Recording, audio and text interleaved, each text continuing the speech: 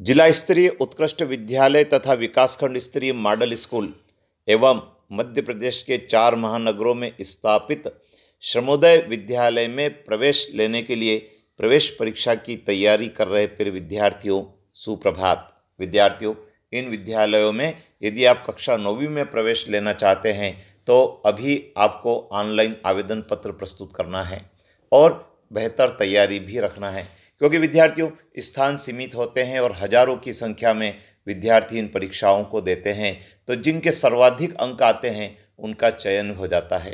तो आइए विद्यार्थियों, आज की इस वीडियो में हम गणित के ऐसे महत्वपूर्ण प्रश्नों की बात कर रहे हैं जो पिछले वर्षों में पूछे गए हैं, और इसी तरह के प्रश्नों की यदि आप और तैयारी करते हैं तो फिर आपको अच्छे नंबर भी आने की संभावना रहती है। तो आइए जान लेते हैं गणित के क्या है प्रश्न। विद्यार्थियों, सबसे पहला प्रश्न पूछा है कोष्टक में 65 - 56 बटा 3 की घात 2 कोष्टक की घात 2 का मान बताइए। इसी प्रकार से पूछा यदि अंडर रूट के प्रश्न विद्यार्थियों आपको जरूर आने चाहिए। तो पूछा है अंडर रूट 256 x 4 की घात 2 बराबर x, तब x का मान क्या होगा। इसी प्रकार से यदि अंडर रूट x बटा 16 बराबर 15/8 है तब x का मान क्या होगा। इसी प्रकार से कोष्टक में 3.1 की घात क्यूब का मान क्या होगा।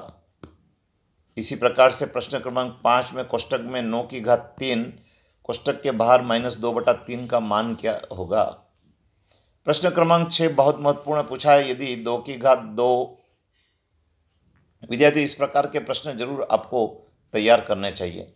पूछा है 2 की घात 2 x + 2 = 2 की घात 3 x - 1, तब x का मान क्या होगा। चक्रवृद्धि ब्याज का सूत्र लिखिए। एक ग्राहक द्वारा चुनी हुई निश्चित अवधि तक प्रतिमाह उसकी इच्छा से एक निश्चित राशि जमा करने के लिए बैंक या डाकघर में कौन सा खाता खोला जाता है। विद्यार्थियों, बैंक संबंधी एक प्रश्न जरूर परीक्षा में पूछा जाता है।